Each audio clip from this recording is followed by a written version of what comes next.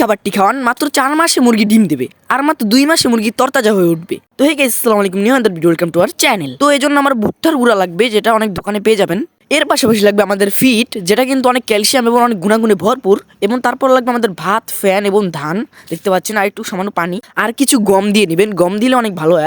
আর একটু গমের ভুসিও দেওয়ার চেষ্টা করবেন, দেখতে পাচ্ছেন। এবার সবগুলোকে আমি মিক্সার করে নিচ্ছি। এবার সবগুলো কিন্তু মতে মতে মিক্সার করে নেবেন, যাতে কিন্তু কোনো গুঁড়া না থাকে। আমি ভালো করে মিক্সার করে নিচ্ছি। ততক্ষণ আপনারা সবাই আমার চ্যানেলটাকে সাবস্ক্রাইব করে দেন এবং বেল আইকন অন করবেন।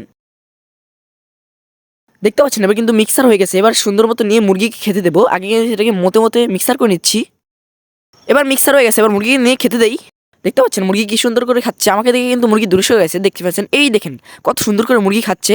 এভাবে যদি ডেইলি খাওয়াতে পারেন তাহলে কিন্তু মুরগি কিন্তু তরতাজা হয়ে উঠবে। আর যদি ডিমের আশা করেন তাহলে কিন্তু সপ্তাহে কমপক্ষে 3 বার খাওয়াবেন। বেশি খাওয়ালে কিন্তু তেল হয়ে যাবে, মুরগি ডিম দেবে না।